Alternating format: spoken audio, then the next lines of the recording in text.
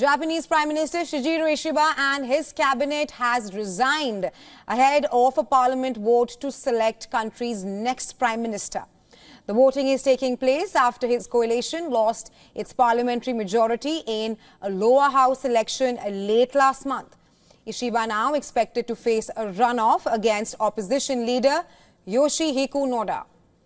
Former Prime Minister Yoshihiko Noda is the head of the biggest opposition party.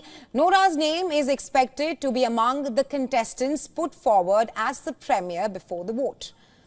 And if, as expected, no contestant wins a majority initially, a runoff between the top two contenders will determine the winner.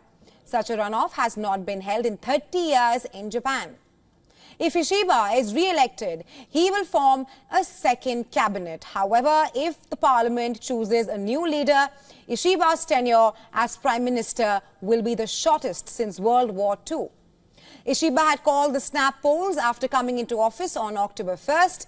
His Liberal Democratic Party, LDP, and coalition partner Koimito won the biggest block of seats in the election while losing the majority held since 2012.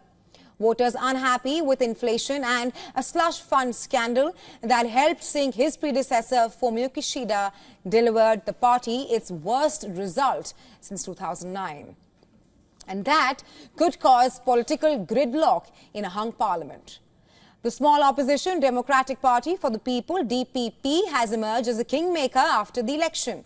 It has declined to enter a formal coalition with the LDP, but may offer support on a policy-by-policy basis. However, DPP chief Yoichiro Tamaki has landed in a controversy of his own before the session, after he admitted that he had an affair. Meanwhile, Donald Trump's U.S. election victory could further complicate matters for Ishiba. Some Japanese officials fear that Trump might again hit Tokyo with protectionist trade measures and revive demands for it to pay more towards the cost of stationing U.S. forces in the country. Now, these issues were largely smoothed, and they were not there in Trump's first tenure because of the close ties between the president and Japan's then Prime Minister Shinzo Abe, a bond Ishiba seems keen to re-establish.